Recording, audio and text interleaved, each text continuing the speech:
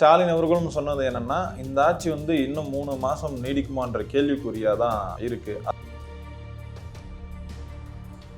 பாரதி அவர்கள் என்ன சொல்றாருன்னா, நீங்க ஒரு மேயராவது தாவேகா உள்ளாட்சி தேர்தல் ஜெயிச்சிச்சுன்னா நான் ஒரு பக்கம் மீசியை எடுத்துக்கிறேன்னு சொல்றாரு. எம்ஜிஆர் 1984லயே அந்த முனிசிபாலிட்டி எலெக்ஷன் வரும்போது 102 இடங்களோ சம்திங் அதுல இருக்கும்போது நாங்க 90 இடங்கள்ல வெற்றி பெற்றோம். எம்ஜிஆர் விட விஜய் பெரிய தலைவரா அப்படின்ற மாதிரி கேட்கிறாரு.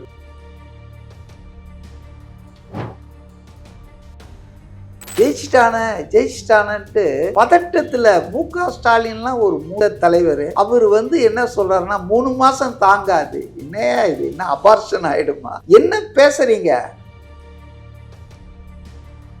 30 வருஷம் ஆண்டு இருக்கீங்க தமிழ்நாட்டில். ஆளுக்கு பாதி 30 67ல இருந்து இன்னைக்கு வரைக்கும் 2026 வரைக்கும் திமுக அதிமுக தான் நாங்கள் மாறி மாறி ஆண்டு. போதாதா உங்களுக்கு?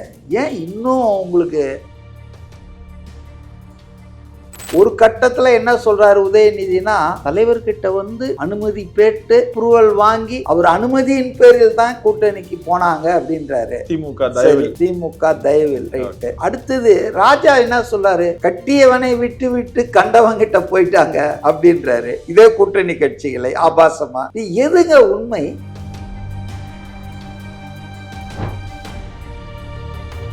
ஆர்.எஸ். பாரதி எப்பவுமே ஒரு தரத்தோடு பேசக்கூடியவர் இல்ல, நாகரிகமா பேசக்கூடியவர் இல்ல. என்ன கேட்டா அவர் சொல்ற இந்த பந்தயத்துல அவர் தோற்பது உறுதி. ஒரு பக்கம் இல்ல, 2 பக்கம் மிஷின் எடுக்கிற மாதிரி உள்ளாட்சியில சென்னை மாநகராட்சியில பிரியா அவர்களுடைய அந்த திறமையான நிர்வாகத்தின் கீழே சென்னை மாநகராட்சி திமுக மேயர் எலெக்ஷன் நிக்கட்டும். கொளத்தூர்ல எப்படி ஸ்டாலினே தோத்தாரோ,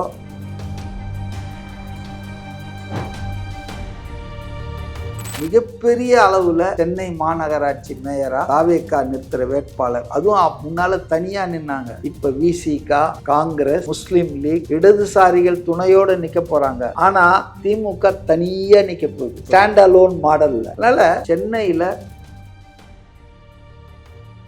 நியாயமா பார்த்தா எடப்பாடி பழனிசாமிக்கு தாவேகா என்பது நட்பு சக்தியா தான் இருந்திருக்கும். எப்படின்னு கேக்குறீங்களா? உங்களுக்கு கோட்பாடு கொள்கையில நியாயம் இருந்தா, நியாயமான அக்கறை இருந்தா, உறுதி இருந்தா நீங்க என்ன பண்ணணும்? திமுகவை அகற்றணும்னு தான் அண்ணா திமுக போராடியது. அதை இவர் பண்ணிட்டாரு. இப்ப இவர் நமக்கு நேச சக்தி தானே. அவரை பகை சக்தியாக அவர் கருதுதால் தான் திமுக கிட்ட போனாரு, எப்படியாவது சீஃப் மினிஸ்டர் ஆகலான்னு. இந்த தவறு தான் அந்த கட்சியை இன்னைக்கு இல்லாமல் ஆக்கிட்டு. சோ எடப்பாடி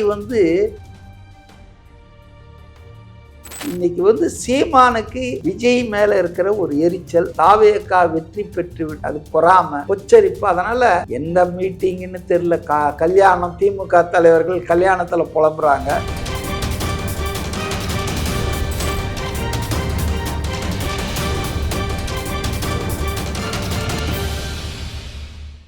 சம்மர் வந்தாச்சு. What's your plan for this holiday? எங்க கிட்ட விட்டுருங்க, நாங்க பாத்துக்கிறோம். GT Holidays. GT Holidays, South India's #1 travel brand. Sir வணக்கம் சார். வணக்கம். எப்படி சார் இருக்கீங்க? நல்லா இருக்கமா. ஸ்டாலின் அவர்களும் சொன்னது என்னன்னா, இந்த ஆட்சி இன்னும் 3 மாசம் நீடிக்குமான்ற கேள்விக்குறியா தான் இருக்கு. அதே மாதிரி எடப்பாடி பழனிசாமி என்ன சொல்றாருன்னா, இந்த ஆட்சி எப்போ வேணுமானாலும் இந்த கவுறதுக்கான வாய்ப்புகள் இருக்கு. ஒரு நாற்காலிக்கு 4 தூண்கள்னா அதுல 2 தூண் தான் தாவேக்காது, மீதி 2 விசிகாவும் கம்யூனிஸ்டும் கொடுத்த ஆதரவுனால தான் இந்த ஆட்சி நீடிக்குது. எப்போ வேணுமானாலும் இவங்க 2 பேர் வெளியே வந்தா இந்த ஆட்சி கவிழும் சொல்றாரு. இது என்னங்க, இந்த எடப்பாடி கூந்தல் கருப்பு குங்குமம் சிவப்புன்னு ஒரு பாட்டு வரும் வேட்டைக்காரன் படத்துல. அது மாதிரி ஏதோ யாருக்கும் தெரியாத ஒரு விஷயத்த சொல்ற மாதிரியும், கூட்டணி ஆட்சின்றது தான் மக்களுக்கே தெரியுமாங்க. எந்த கட்சிக்கும் தனிப்பெரும்பான்மை இல்லாததால் பிற கட்சிகளின் உதவியோடு தான் ஒரு ஆட்சி அமைச்சிருக்காரு. இதுல என்ன பொய்க்கால் குதிரை? கூட்டணி ஆட்சி அமைக்கிறவங்க எல்லாம் பொய்க்கால் குதிரையா? அப்ப மோடி இன்னைக்கு பொய்க்கால் குதிரையா? 2 கால் தான் இருக்குதா மோடிக்கு? நான் திருப்பி கேட்கிறேன் எடப்பாடியார். அவருக்கு 272 நாடாளுமன்றத்துல பெரும்பான்மை கிடைக்கல 2024 பார்லிமெண்ட் எலெக்ஷன்ல. அப்ப அவர் என்ன பண்ணாரு? வேற வழி இல்லாம சந்திரபாபு நாயுடையும் நிதிஷ்குமார்.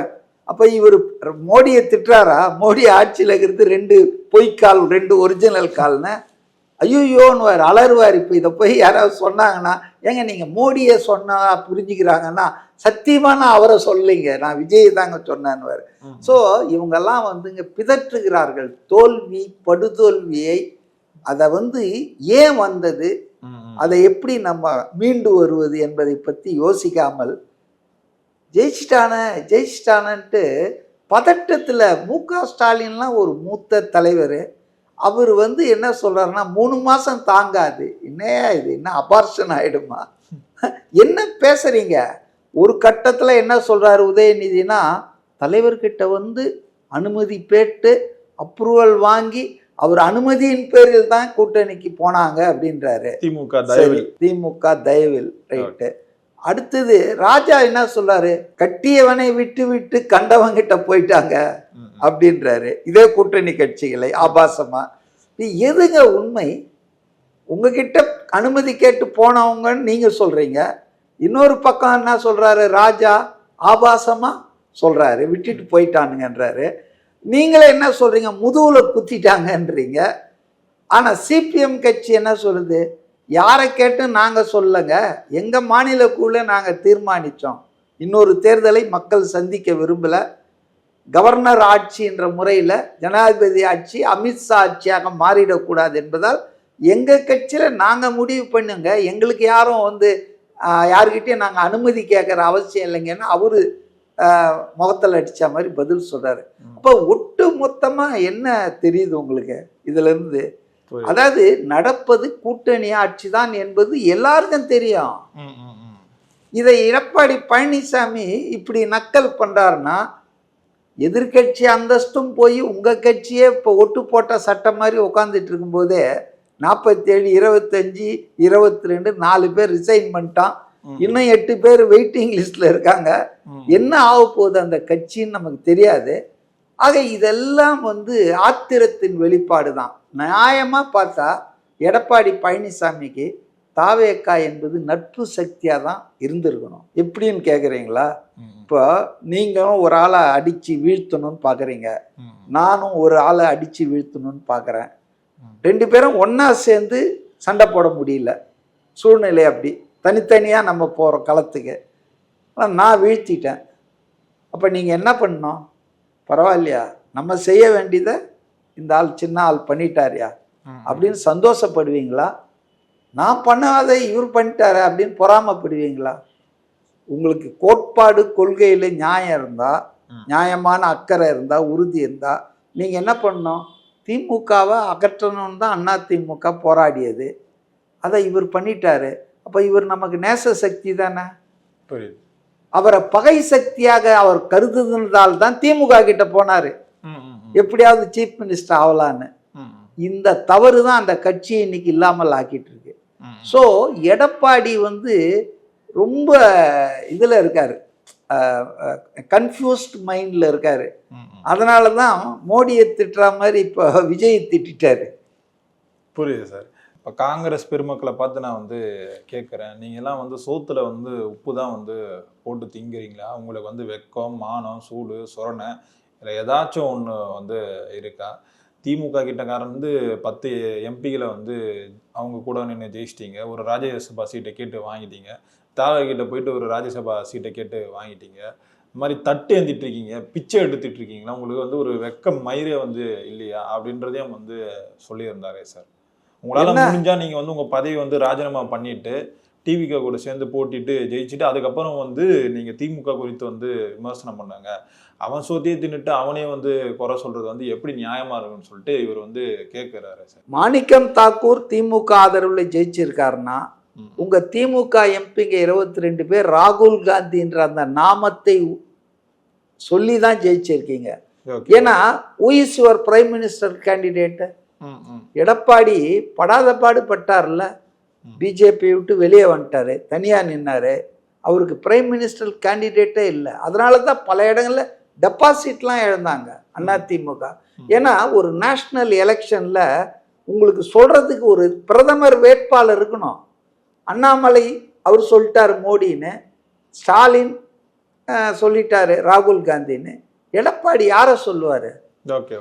இப்ப இதெல்லாம் அதனால என்ன நான் சொல்ல வரேன்னா, கூட்டணின்னா என்னன்னே புரிஞ்சுக்காம ம், ம். ஏதோ அடிமைகள் போல இவங்க வந்து கூட்டணி கட்சிக்காரங்களாம் இவங்க வச்ச வேலைக்காரங்க மாதிரி பேசுற நினைப்பு இருக்குல்ல, ம். அது திமுகக்கு இருந்ததால தான் இன்னைக்கு அந்த கூட்டணி செதறி போயிடுச்சு.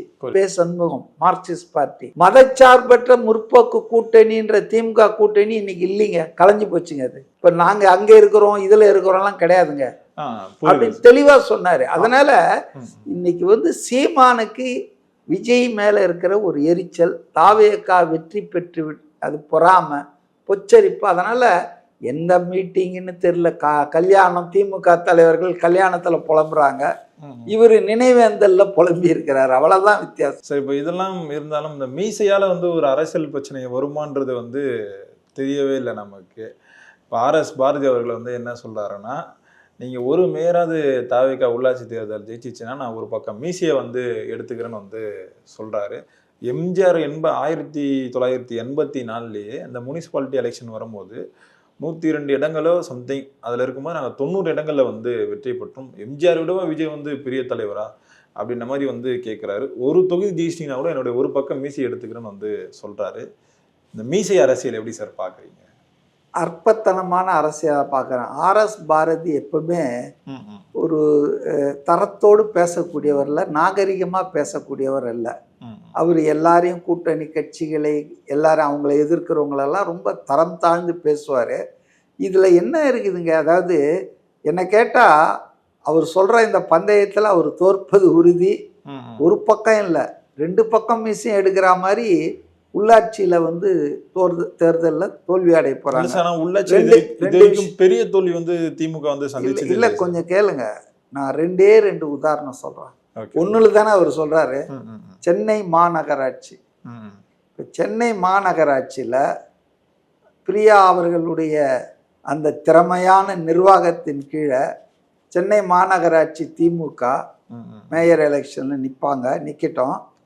இங்க வந்து கடுமையான படுதோல்வி. கொளத்தூர்ல எப்படி ஸ்டாலினே தோத்தாரோ, எப்படி 2 பேர் தப்பி பிழைத்தார்களோ, சேகர் பாபுவும் உதயநிதியும், அது மாதிரி இன்னைக்கு வந்து மிகப்பெரிய அளவுல சென்னை மாநகராட்சி மேயரா தாவேகா நிறுத்துற வேட்பாளர், அதுவும் முன்னால தனியா நின்னாங்க. இப்ப விசிகா, காங்கிரஸ், முஸ்லிம் லீக், இடதுசாரிகள் துணையோட நிக்க போறாங்க. ஆனா திமுக தனியா நிக்க போகுது, ஸ்டாண்ட் அலோன் மாடல்ல. அதனால சென்னையில கண்டிப்பா தோக்க போறாங்க. அடுத்தது மதுரை மாநகராட்சி ஏன் வந்து பல விஷயங்கள் நடந்தது உங்களுக்கு தெரியும். 200 கோடி ரூபாய் சொத்து வரின்னு போட்டு அதை மாநகராட்சிக்கே அந்த பணம் போகாம அதை அந்த மேயர் அவங்களுடைய கணவர் மற்றும் திமுக நிர்வாகிகள் பங்கு போட்டுக்கிட்டு அவங்களெல்லாம் ரிசைன் பண்ண வச்சார் ஸ்டாலின் முதல்வராக இருக்கும்போதே. ஆனால் அது ஒரு பெரிய அளவுக்கு அந்த கேஸை எடுக்கலை. இப்போ இருக்கிறவங்க அதை எடுப்பாங்க நிச்சயமாக. அதுக்கு ஒரு குழுலாம் போட்டிருக்காங்க. மக்கள் பணம் கொள்ளையடிக்கப்பட்டிருக்கு. இப்போ மதுரையில் திமுக தலை தூக்குமா? தலை தூக்குற மாதிரி இருந்தால் மூர்த்தி ஜெயிச்சிருப்பாரு. பழனிவேல் தியாகராஜன் நான் கான்ட்ரவர்சியல், நல்ல ஒரு பொதுவான ஒரு நல்ல மனுஷன், அவர் தோத்தார. ஸோ நான் உங்களுக்கு ஒரு பானை சோறுக்கு ஒரு சோறு பதம்னு 2 மாநகராட்சி சொன்னேன், சென்னை அண்ட் மதுரை. இப்போ ஒரு பக்கம் மீசை இல்லை, 2 பக்கம் மீசை எடுத்துக்க வேண்டிய சூழலுக்கு தான் ஆர்எஸ் பாரதி ஆக போறாரு. அவங்க இந்த மாதிரி சவாலு வீராப்பு பேசுறதை விட்டுட்டு ஏன் மக்கள் நம்மளை இப்படி தண்டிச்சிட்டாங்க? இப்போ தேர்தலில் தோல்வி அடைவது வெற்றி அடைவது என்பது ஜனநாயகத்துல எல்லா இயக்கமும் என்னைக்கும் ஒரு நாள் சந்திச்சு ஆகணுங்க. நான் அதனால தோத்தவங்கெல்லாம் அவ்வளவுதான் முடிஞ்சிட்டாங்க, தோத்தவங்களுக்கு எதிர்காலமே இல்லைன்னு சொல்ல மாட்டேன். வென்றவர்கள் தான் புத்திசாலிகள், வென்றவர்களுக்கு தான் இனி எந்த காலமும் இருக்கும்லாம் நான் சொல்ல மாட்டேன். ஆல் பார்ட் அண்ட் பார்சல் தான் டெமோக்ரஸியில் விக்டரி ஆர் டிஃபீட். இது வந்து ஒரு பகுதி தான். வெற்றி பெற்றவர்கள் மக்கள் ஆதரிச்சிருக்காங்கன்னு அர்த்தம், தோத்தவங்களுக்கு மக்கள் ஆதரவு கொடுக்கலன்னு அர்த்தம், அவ்வளோதான். அப்போ இதில் வந்து ஏன் ஆத்திரப்படுறாங்க? 30 வருஷம் ஆண்டு இருக்கீங்க தமிழ்நாட்டை, ஆளுக்கு பாதி 30 67லேருந்து இன்னைக்கு வரைக்கும் 2026 வரைக்கும் திமுக அதிமுக தான் நாங்கள் மாறி மாறி ஆண்டிருக்கீங்க. போதாதா உங்களுக்கு? ஏன் இன்னும் உங்களுக்கு இது ஆகுறீங்க? நாங்கள் தான் இருக்கணும்னு. ஸோ அதனால் புதுசாக ஒரு இளைஞர் வந்திருக்கிறாரு. இளைஞர்கள் வந்து அவர் ஆதரிச்சிருக்காங்க. அவர் ஆட்சி தொடங்கி இருக்காரு. தொடக்கம் நல்லா இருக்கு. அப்போ நம்ம ஒரு வாய்ப்பு கொடுக்கணும் அவங்களுக்கு. குறைந்தது 6 மாதம் 1 வருஷம் கொடுத்து அவங்களுடைய உறுதிமொழிகள் எல்லாம் நிறைவேற்றுறாங்களான்னு பார்த்தோம்னா அப்புறம் உங்கள் கிரிட்டிசிசத்தை வைங்க. அப்போ இந்த 1 வருஷம் என்ன பண்ணுறது? நாங்கள் சும்மா உட்காராதீங்க. அமைப்புகளை பலப்படுத்துங்க.